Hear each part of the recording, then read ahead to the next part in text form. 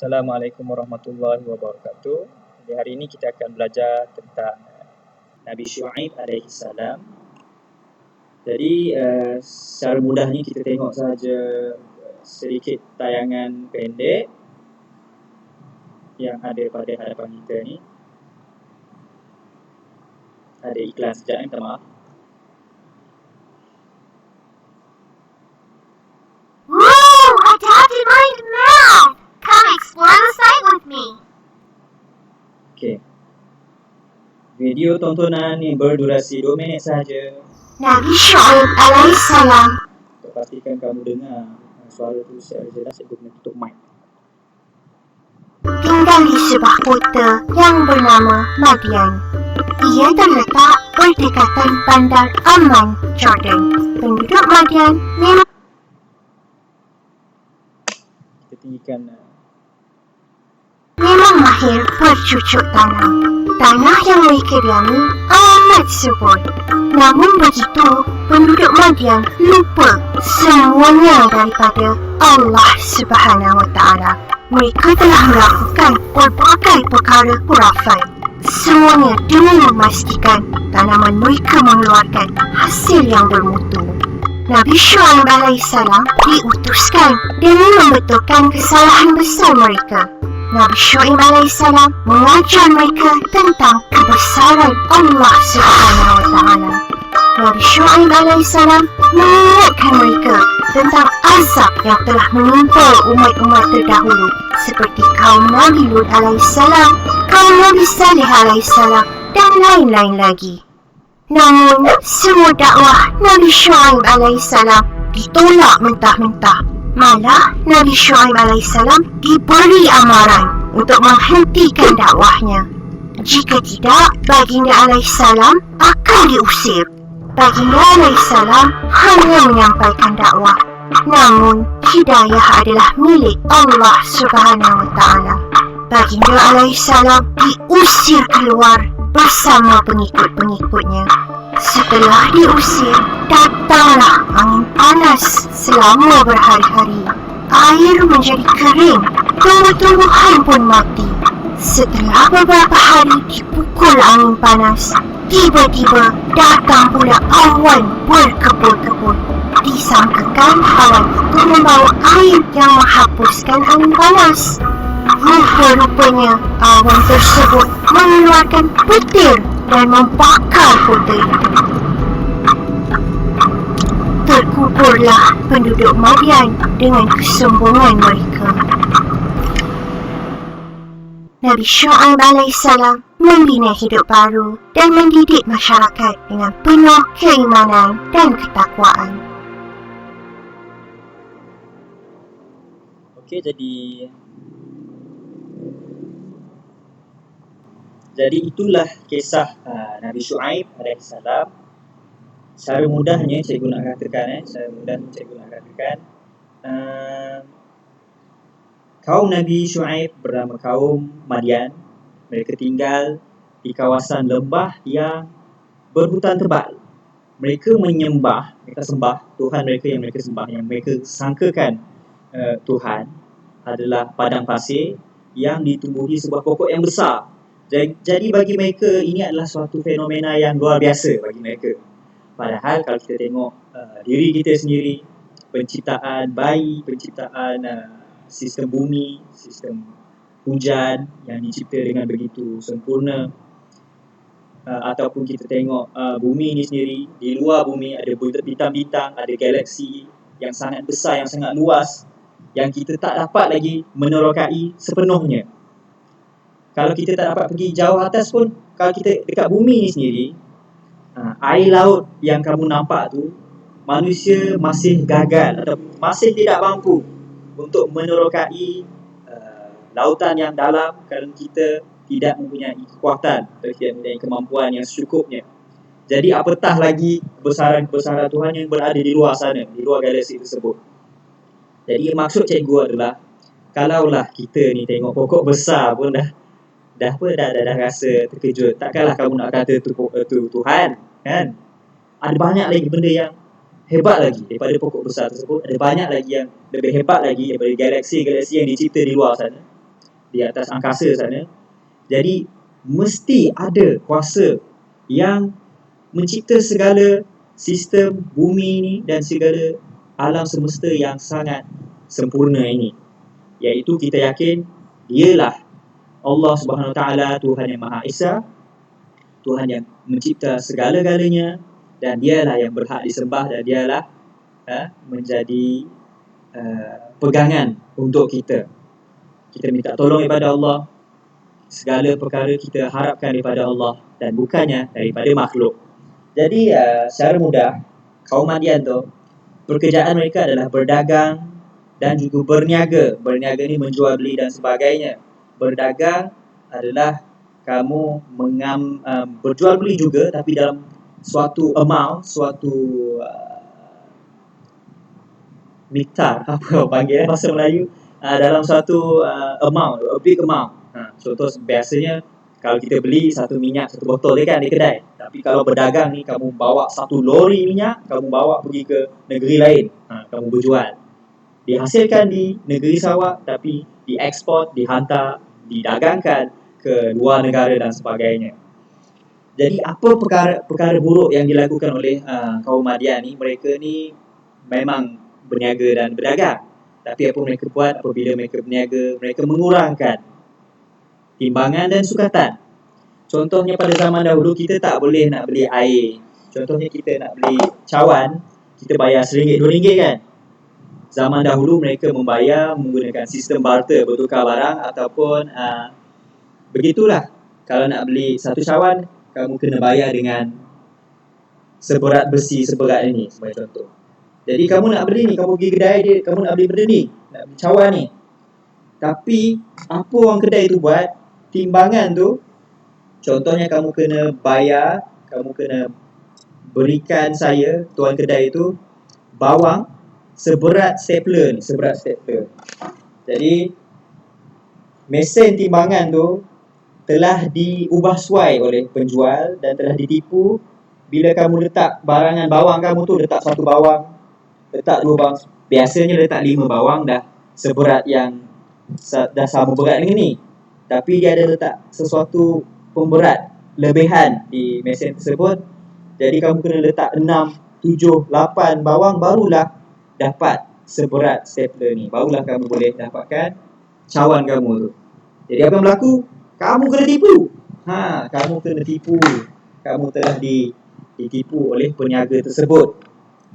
Jadi itulah perkara yang teruk. Yang kedua, apabila berdagang, apabila adanya rombongan dagangan yang datang daripada kawasan lain, mereka menahan mereka dan merampas barang-barang dagangan tersebut.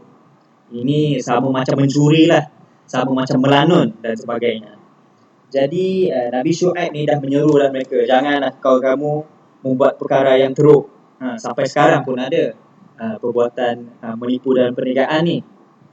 Dan malangnya mereka menolak. Mereka mengejek Nabi Syuaib. Baginda tetap bersabar dan baginda meneruskan dakwah. Kaum Madian merasa jemu dan mengancam untuk merejam dengan batu dan menghalau Nabi Syuaib keluar daripada kota tersebut. Merejam ni ambil batu baling kan. Baling ke orang. Baling batu ni mati tau. Kena kepala pun semua berdarah, mati. Mereka mencabar baginda menurunkan bencana seperti yang dijanjikan. Jadi apabila Nabi Syuaib berdakwah ni kata, janganlah kamu melakukan perkara-perkara buruk tersebut, kerana kalau tidak Allah akan menurunkan azab, dan kalau dah mati dah tak ada masa dah untuk bertaubat, dan syurga bukanlah destinasi bagi mereka yang tidak berubah. Okey. Jadi apakah macam mana bentuk azab? Seperti yang kamu nampak tadi dalam video, kaum Madian melihat sekumpulan awan hitam. Mereka menyangka hujan turun, tapi rupanya mereka berlari-lari untuk berteduh daripada panas terik. Okey, ada panas terik selain pada awan hitam. Tapi apa yang keluar daripada awan hitam tersebut? Sebaik saja mereka berkumpul di bawah awan itu, tiba-tiba bumi bergegar. Turun hujan api. Bukan hujan air, hujan api. Dalam video tadi ditunjuk ada kilat dan sebagainya. Hujan api yang panas membakar mereka yang ingkar. Akhirnya matilah semua. Meninggal semua umat dia. Dan akhirnya mereka yang tidak beriman itu dibinasakan. Dibinasa ni dah game over, dah mati dah. Dan akhirnya Nabi Syuaib kembali semula dan membina semula kota tersebut, dan akhirnya kota tersebut dipenuhi dengan umat-umat yang beriman kepada Allah. Jadi jom kita teruskan dengan latihan. Jadi pada muka surat 61 kan? Bukan 61 Muka surat 64, muka surat 64, MS 64. Nyatakan dua pekerjaan kaum Madian. Ada dua pekerjaan kaum Madian, iaitu seperti mana kita tahu, berniaga. Mereka berniaga, barober, niaga, nun ya, alif ada tu, ada berniaga. Ga ni ga sahaja. Kalau ikutkan cikgu nak tambah alif, tapi Jawi ni kadang-kadang dia tak perlu letak banyak sangat pun, sebab boleh baca dah, berniaga. Yang kedua, berdagang, berdagang, da alif ganga, da alif da ganga gang, berdagang. Kalau cikgu besarkan sikit supaya kamu senang nampak. Berdagang, berniaga. Okey, boleh salin. Kalau kamu tak sempat salin, sila pause. Okey. Sementara itu cikgu nak buka satu lagi muka surat. Rasanya kamu semua tak sempat salin pun. Tak maaf Boleh undur sikit video dan salin sambil pause video tersebut. Okey, muka surat yang seterusnya 65. Oops. Macam sama je. Cikgu salah buka. Yang ni muka surat yang ke-65. Okey, yang ni kot. Salah. Muka surat yang ke-65. Tolonglah yang ni lah. Bukan lagi. Yang awal sekali. Bukan yang ini. 65. Okey, jom. Yang ni, insyaAllah.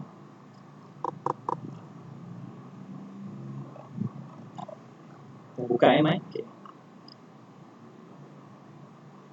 Hai. Sekejap. Apa Kita buka yang ni.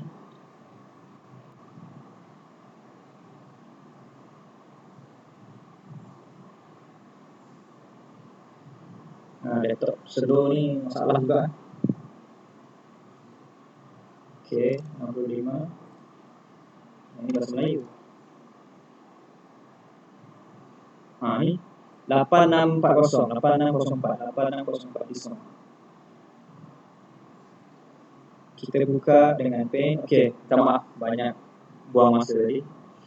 Okey, sila buka muka surat 65. Seperti mana yang kamu nampak, ada bahagian atas dan ada bahagian bawah. Tapi bahagian atas dan bawah ni adalah dia memerlukan jawapan yang sama sahaja sebenarnya. 65, okey? 65.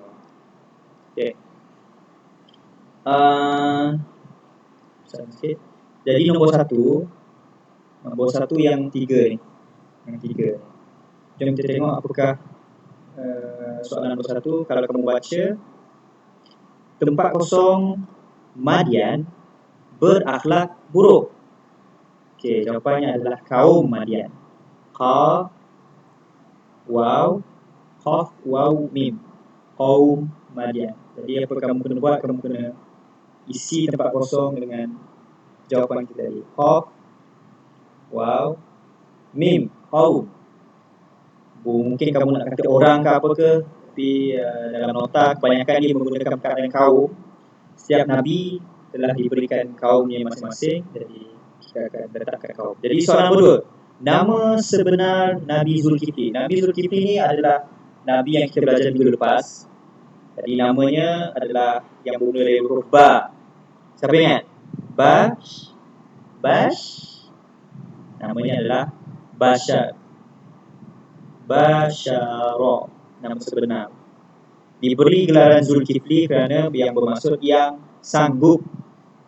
Yang sanggup. Apa yang dia sanggup? Dia sanggup menerima tanggungjawab untuk menggantikan Nabi Ilyas, kalau tak silap cikgu, menjadi pemerintah di kawasan ini. Nombor 2 kita tulis Bashar, huruf Ba, huruf Sya, dan yang tertulis di sini huruf Ra, Bashar. Soalan nombor 3, kaum Madian, baca, kaum Madian suka mengurangkan sukatan dan tim. Tim apa? Timbangan. Kalau waktu menimbang tu dikurangkan. Macam mana jadi timbangan? Tayamim, banganun. Timbangan. Tayamim tim, ba untuk menyibar, dan nun ngan, timbangan. Okey. Kaum Madian suka mengurangkan sukatan dan timbangan sewaktu berniaga. Kita tulis yang di atas tu timbangan. Ta, ya, mim, ba, nga, nun, timbangan. Soalan yang keempat, isteri Nabi Ayub. Nabi Ayub ni Nabi yang sakit kulit tu. Kita dah belajar juga. Nabi yang sakit kulit, yang diberi ujian, anak dia semua mati, tanaman dia semua rosak, dan akhir sekali Allah telah banyak bersabar dan Allah bagi balik segala kekayaannya dan bagi balik kesihatan kulitnya. Jadi nama isteri dia confirm kamu tak ingat, jadi cikgu tulis terus Rahmah. Raha mim ta marbutah. Rahmat. Rahmah, roha, ha pedas, dan mim, roha, ni nombor 4 kat sini, yang straight ni. Yang straight ke bawah ni. Yang ni. Roha mim ta marbutah. Ada 2 titik. Tak perlu titik pun tak apa. Tapi dia dalam nota ada titik, jadi kita tulis titik. Yang kelima, kaum tempat kosong hidup pada zaman Nabi Shu'aib.